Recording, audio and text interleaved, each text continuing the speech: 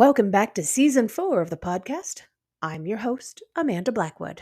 As many of you know, I wrote my autobiography as a survivor of human trafficking called Custom Justice. And if you didn't know, you do now. Keeping in line with that, this podcast has been dedicated to interviewing people who also wrote about their own experiences as trauma survivors and how they overcame their pasts. As much as we all hate commercials, they are a necessary evil these days. This is what keeps the show on the air. You can also show support by purchasing one of my many books or donating through PayPal or leaving a review on whatever platform you listen to this podcast on. That goes a long way to help. You can find the links for the books or donation options in the podcast description. And as always, a portion of the proceeds do go to local organizations that help fight human trafficking. Hey, folks, welcome back to the podcast. As always, I'm your host, Amanda Blackwood. Today, I have with me an incredible young lady who's done some really amazing things. She's actually the owner of 2 book-related businesses, so you can already see why she's on the show, but she's got an incredible story of her own. Welcome to the show, Nancy Erickson. Thank you, Amanda. I absolutely, I know that my audience can't see it, but I love your background. You've got all these books and everything. It's so colorful. It's absolutely beautiful. There's so much character and personality in what it is that you're doing. But let's start with who you are from the very beginning. So where did you grow up? Where are you originally from? Oh, well, I grew up all over. My dad, we moved every 9 months to 3 years when I was growing up, but I consider myself as being from Tulsa, Oklahoma, because that's where I went to 3 years of high school, which is the longest place I ever lived anywhere. So I'm an Okie. Oh, my husband's from Oklahoma. Oh, yeah. Yeah. So tell me a little bit about kind of your background and what was it that you had to live through that kind of propelled you in the direction that you've headed in with your life? It's interesting that like when you're living in a traumatic situation, you don't really realize it because that's your only normal that you've ever seen. But my father was an alcoholic, and he wasn't violent. Well, he was later. But when I was a little tiny girl, I just knew that he got mad a lot for reasons that I never understood. And so I always felt threatened. Like I always had that kind of lump in my throat. Like, am I going to get in trouble? In fact, one of my earliest memories is having my mom call my name and me just freezing up and thinking, what did I do? What did I do? And she was just talking to me. And so we didn't have carpet in our house. We had eggshells. And so we were always tiptoeing around him. And, one of the things that was difficult as a child is this uprooting all the time. You'd make a friend and then you wouldn't have that friend. And you're always the new girl standing in front of class, getting introduced again and again and again. And because we didn't have any roots at home, because it didn't feel safe, and I didn't have any roots in the community with friends or their mothers or Girl Scout leaders or any permanence in my life, I just ended up diving into the world of fantasy and books. And I read all the time. And I can remember, this is when I was in the 6th grade. Where do we live then? We lived in Deerfield, Illinois, which is a suburb of Chicago. And I can remember going in the library and thank goodness there were a few adults who could recognize some things in me that they wanted to help develop. And so the librarian got to be friends with me, and she told me that she wanted me to be the evaluator for new books that they were thinking about carrying in the library. And so I felt very privileged, but you know what? She didn't need me to evaluate these books. She wanted me to read these books. So she was giving me like Ernest Hemingway books and things like that, and wanting my opinion on them, and should they carry them in the library and things like that. And so that's how I got fed really good literature. And so I laugh about that. And now in retrospect, because it was a little bit of a trick on me, but good, a good trick for me. And I do remember time my 6th grade teacher told me I was smart, and nobody had ever told me that before. I didn't know I was smart. And so then I started living up to being smart and all. So Anyway, things progressed with my dad's alcoholism. There was a violent incident at one point where I got pretty battered up, pretty badly, and it set up a whole dynamic, not that event, just the family dynamic of me not really being able to speak up for myself, and entering into marriages that were not healthy. My first husband, we were married for 22 years. That's a really long time. Our oldest was in college and our youngest was just graduating high school. And I found out that he had a whole secret life, and it was completely incompatible with marriage. He was addicted to pornography and had been hiring prostitutes all the entire marriage. And at the time, this was like in 2000, this is 20 years ago. But I had some very real concerns for my health and things like that. And I was shattered. I was shattered by that. Yeah. And that's when I started drinking myself, and I couldn't handle anything. I just couldn't believe what had happened to my life. And I thought, I've been a good girl the whole time. And what is this? How did I get this? And so I started drinking, and I married a man who seemed to be my rescuer. But when you think somebody's rescuing you, you really better be careful, because a couple of days after we got married, he became abusive. And it was initially a lot of verbal abuse, a lot of emotional abuse, a lot of gaslighting, a lot of lying. And I actually didn't know that there were people like this, because the people that I had always been involved with, they at least kind of told the truth, except about the big, great secret, but this guy, I always say he lied when he didn't even have to, about ridiculous. And anyway, so I ended up leaving him when the FBI came and raided for child pornography. And I had tried to leave him a couple of times before and had moved out. And people like this get dangerous when you leave. And so then I'd go back, and then I was stuck. So, everybody's like, oh my gosh, how awful that this last thing happened. And I can't tell you how happy I was. I was so happy.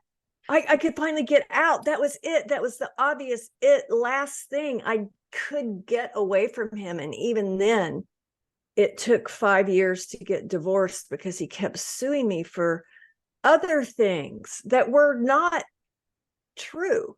For one thing he sued me for was for libel, because I'd said he was under investigation for child pornography, which he was. But people can use the courts against you to tear you down and just fry your brain. And you know what? And this was so traumatic to me. I mean, I would reach up in my hair, how you do sometimes, and just put your fingers through your hair. Right. Handfolds would come out because of the stress and the anxiety. And so anyway, I want to go back to the alcoholism for a minute, if I can, because I did start drinking. I drank for 3 years alcoholically, and then I got into a 12-step program, and on a week from today, I will have been sober for 17 years. Woo-hoo! So yeah. But much of that marriage, I wasn't drinking. And that's when he got worse, or else my eyes got opened. I don't know what it was. But I have worked in my business. My original career was in high tech, and I was a systems engineer for IBM, and I worked for Oracle corporations. But it's been about 18 years ago, my dad was diagnosed with a terminal brain tumor. And so I quit everything, and I didn't really like my job, but I was making a ton of money, like multiple 6 figures. And so I quit everything when my dad was dying, and went to be with my mom and dad for that 7 months. And when I came back, I just want to throw in here how you can always reinvent yourself. You can always be in the midst of something horrible and just grasp one little ray of sunshine and keep following that. And that's what I did. And this is in the middle of the bad marriage, right? So I when I got back, I thought, well, my kids were out of college then. I was, how old was I? I was about 45 years old, and my kids were out of college. So I thought, I don't have these financial pressures on me, you know, because we were done with college and stuff. And I thought, I always loved to read and write. I always loved books. And so I ended up going back to school, and I got a master's of fine arts at a university here in St. Louis, where I live. And then when I graduated, they asked me to join the faculty and teach writing. That's the advantage of being an older student. They're like, oh, you're pretty good. You could probably teach this. So I did that. And at the same time, I started my publishing house, which is called Stonebrook Publishing. And there's a backstory to that, because I was only drawn to nonfiction when I was getting my master's degree, because people's real stories are sometimes harder to believe than fiction, and people's real grit and tenacity and ability to overcome, especially women. Women are so freaking strong. We are able to overcome and reinvent ourselves, and then be that helping hand. And so what I wanted to do is I wanted to build a publishing house around that. And so I looked around and I thought, there are so many problems in our world that we can hardly even name them anymore, much less solve them.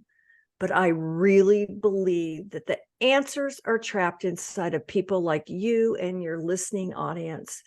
And that when you simply tell your story and what you've been through and what you've overcome and what you've learned and what you've gleaned, then you become the source of two things that people can't live without. And those two things are hope and help. And that's what I wanted to build. That's what I wanted to publish. That's what I wanted to help people with.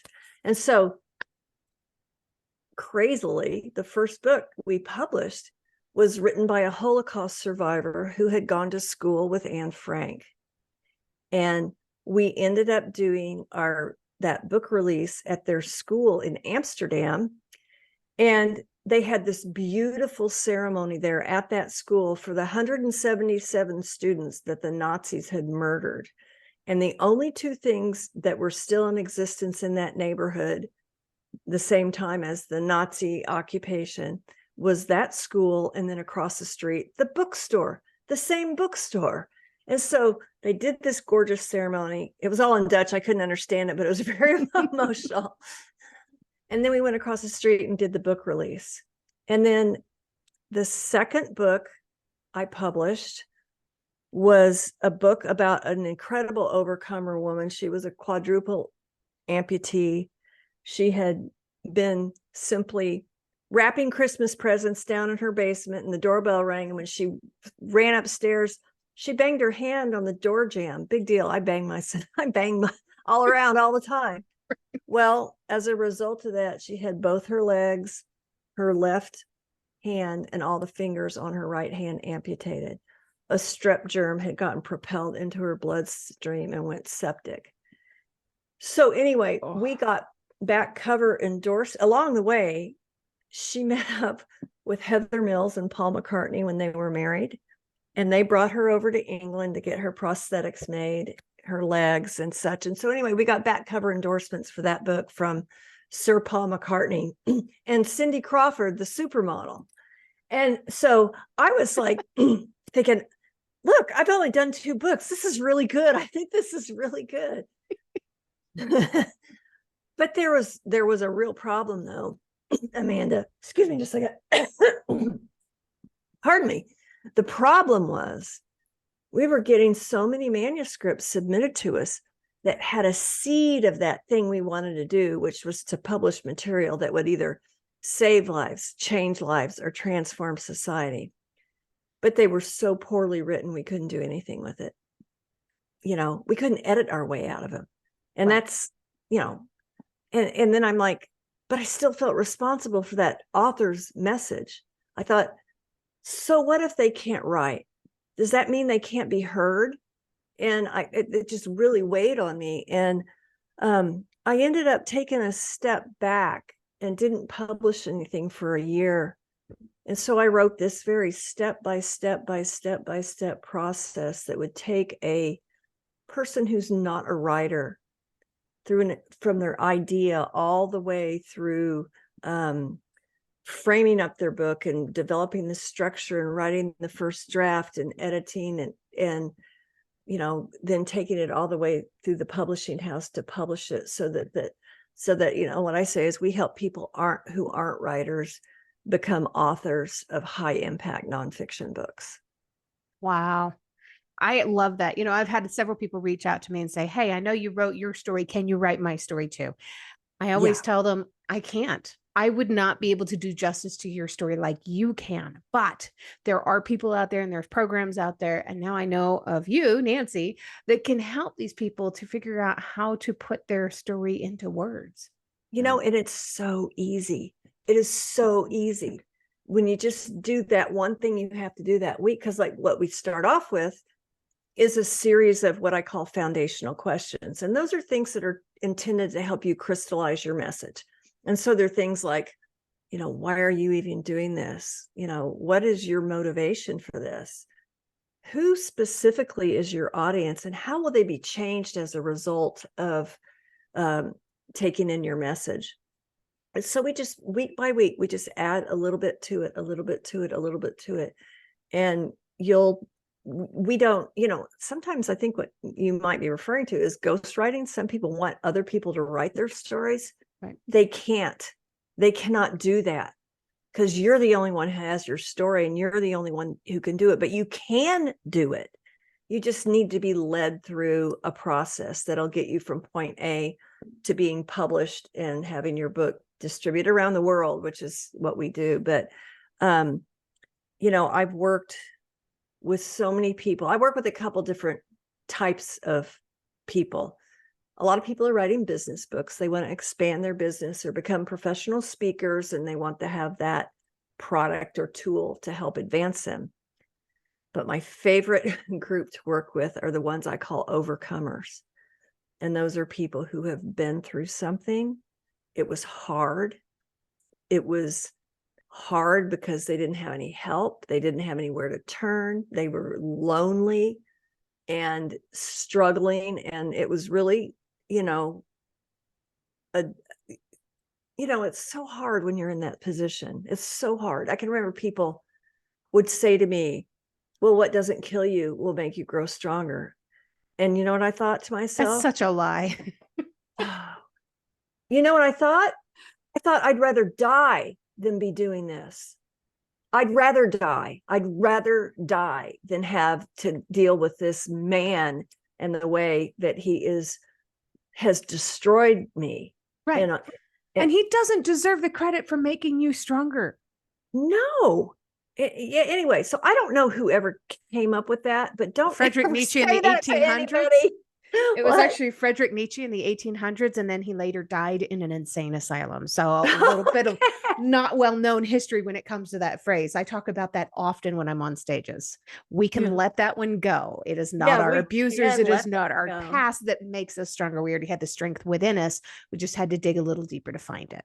That's right. That's right. And it's really hard. And plus, when you're in that lonely, desolate, desperate place, it's the dark night of the soul. Yes, it is.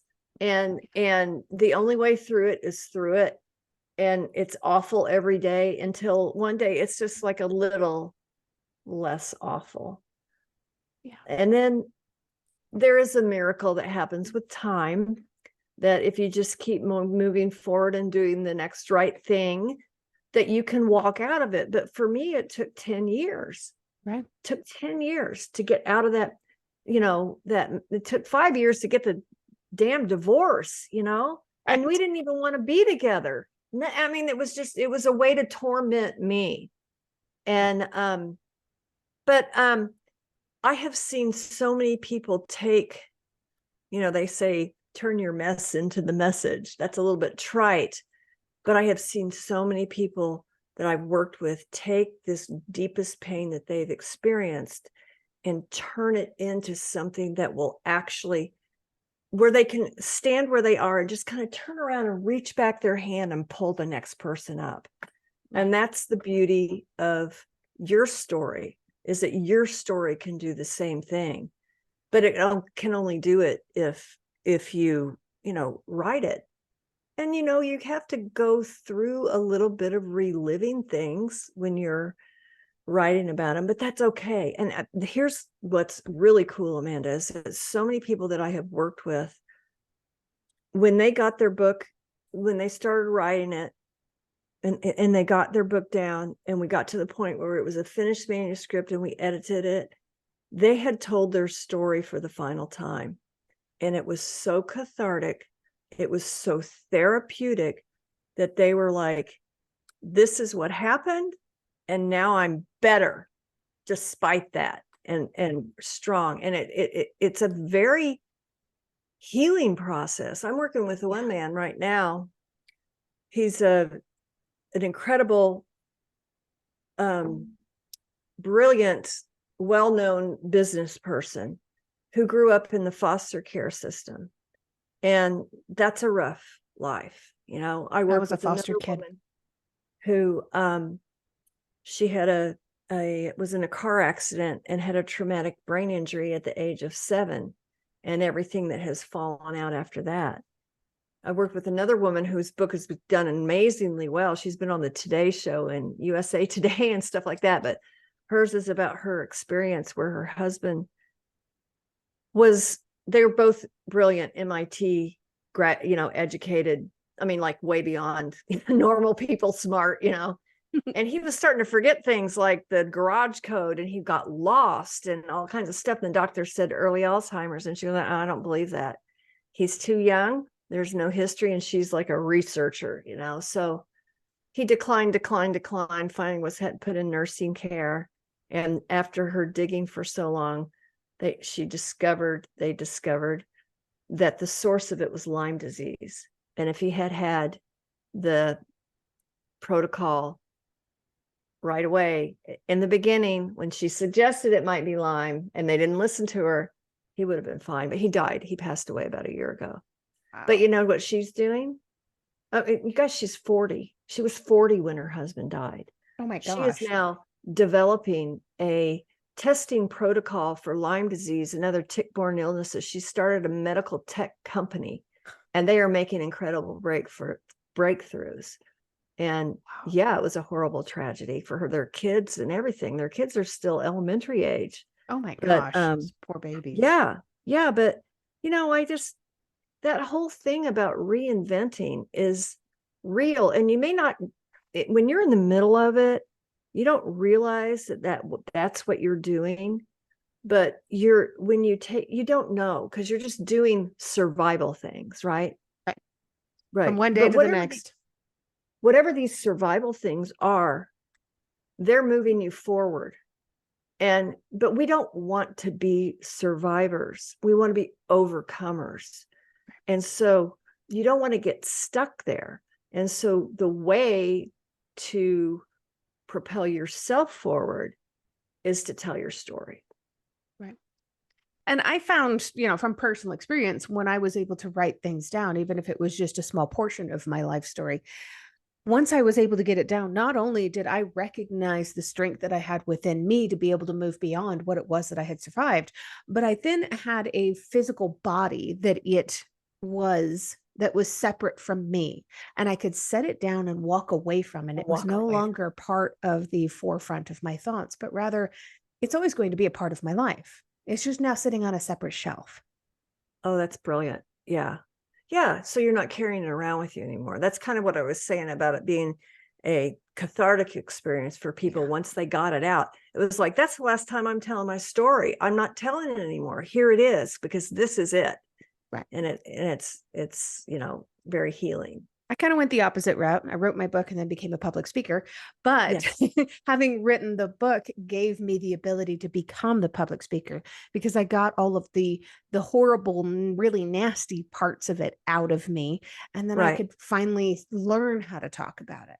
Yeah. And that was huge. And I want to say something else about trauma, because it's also closely associated with shame that we carry. And so I'm married again. I'm married to an incredible man. He's so cool. We're really, really Oh, good friends. But for a long time, I felt a lot of shame about being married 3 times. But you know what? I didn't do anything wrong. I yep. didn't do those things. Why would I carry that around with me? I might have been too trusting or naive, but that's not a sin. That's not you're supposed to trust the person you're married to. Right. Yeah. But and I also carried a lot of shame about um alcoholism and all, but I'm not anymore. I mean a lot of people are anonymous about it. Obviously I'm not, because I tell everybody on podcasts and my books and in my work everything. But that is also a genetic inherited thing, and you should only be ashamed of it if you don't do anything about it. Right. And and and so just a little bit about shame is, I think shame keeps people from telling their story. And even if you have done something that you regret in your past, so what? Who hasn't? You can still share those things and get it off of you, get it off of your back, and like you said, put it on a shelf. Yeah, absolutely. You can walk away from it all. So, what did you do to be able to move beyond all of that? I mean, what were the most helpful things that you found to be able to move beyond the childhood abuse, the husband abuse, the alcoholism? What got you through all of this to where you are Well, now? for alcoholism, I joined a 12-step program and still go 3 times a week. And they're all my friends. And, everybody's been sober. Like, I'm the newbie at 17 years, everybody else is like 30. Wow. But, um, I did a lot of therapy, but I didn't find that I felt really helped until I went through something called the Hoffman process. And I don't know if you've heard of that. Mm-mm. It's an intensive in-person, well, it's an intensive, like all I can say, experience where it's they take you through a series of things that helps you to release everything and all the anger, all the bitterness, everything inside of you. And there's some physical components too, where you get it out of your body and all. And it was life transforming for me, and it has been for a lot of people. Um, and then therapy, and then I got back involved in my faith and found some comfort there. And I think the hardest part is the day to day when you're in it. And so I was very concentrated on the fact that I would always tell the truth in a situation where someone's lying about me, and that I would always tell the truth. I would be honest, and I would do whatever I needed to do that day to get through the day. And I don't know when it got easier, but it did at some point. And even when I look back, I kind of think like, well, what was the turning point on that? And I had some really rather fun times in court where my husband at the time was saying, she never earned a cent during this marriage. And then I flipped out our W-2s and I'd made more money than he did, stuff like that. But I thought I those kind of situations, you can lose yourself and do things that aren't really you. And so I was really glad that I made that decision, that I would tell the truth, because and about all where everything was and what I had and everything. And that, so I don't have any regrets at all about the way I handled myself through all that. Yeah. But the other thing is that there's kind of this other weird component that you can't bleed on everybody all the time. So there's a solo journey that you're going through, or else you're going to kind of drive people away. And I had a lot of anxiety. I mean, because I quit drinking, so I didn't have that mechanism to work with. But I would pour things out with my therapist, and I had some different kinds of modalities of therapy. I had one time had a series of sessions called EMDR, which it's a wonderful thing with lights, or with even we had some buzzer things that we held and stuff that I would describe. I would do this before I had to go to court with this man. And you know what the thing is that I think that did is that I'm not a bitter person. I'm not mean, and I'm not and I still trust people and stuff. But I came out of all of that. And I think this is thanks to the EMDR, feeling really bad for that man for being who he is, for living the life that he does. I'm not angry at him. I don't feel like, I don't feel victimized. I feel just, I'm sorry for you kind of thing. And so that kind of therapy helped, because it helped to release the deep-seated, things that you can bury. Right. And all. So I found that to be very helpful in talk therapy. And then I had another therapist who, and it sounds like I jumped around a lot. And maybe I went to one for one thing, and then I took some breaks, and then I went to someone else, but who took me through a lot of visualization exercises that where I could see myself as I really was, which is a strong, competent woman, and help reframe my own image of myself that had been so destroyed. Wow. Yeah, EMDR was very helpful for me. I'd never heard of it before I started going through it. And it was surprising how helpful it was. And it seems silly because you're watching this light track back and forth. You're like, what are we doing? But it triggers something in your brain, and it's so helpful. Well, we only have a few minutes left, so I want to make sure that, have you got a little bit of your book that you would be able to read for us real quick? Yeah, I thought what I would do, because my book is called Stop Stalling and Start Writing. And it's my story blended in with how I can help you, to write your own book and why you might do that. But I'm going to read a little bit from the preface if I could. Sure. So here goes. A few years ago, I completely stopped watching the news on television. The reason was that I'm an INFJ, the rarest type of the 16 types on the Myers-Briggs Type Indicator Assessment. As you probably know, the Myers-Briggs test helps people gain insights about themselves and how they react to the world. One of the hallmarks of INFJs is that we, quote, abhor violence. Abhor is a pretty strong word, but it hits the nail on the head with me. My husband, Tom, makes fun of me when we watch a movie together and something violent happens. I throw my coat over my head, plug my ears, and hum to myself until the scene is over. But now he gets it. Violence is an assault to my soul, and I can't bear it. When I watch the news, it's always negative, filled with terrorist attacks, racial violence, bullying, natural disasters, global warming, etc. And I had to stop taking it in. But my aversion to television news doesn't mean I'm uninformed. I catch the news on the radio or find it online where it doesn't affect me as deeply as when I viewed it. Yet I often feel completely overwhelmed by the complex problems in our world. We have so many problems that we don't even know how to name them anymore. But we do know what doesn't work. Top-down solutions don't work. Government can't fix anything. Organized religion hasn't solved our problems, and heaven knows we've tried to medicate our problems away. In many cases, these attempts have not only complicated the original problem, but have spawned entirely new ones. There is a solution. I believe that our problems, all of them, can be solved, and that the answers are trapped inside people like you.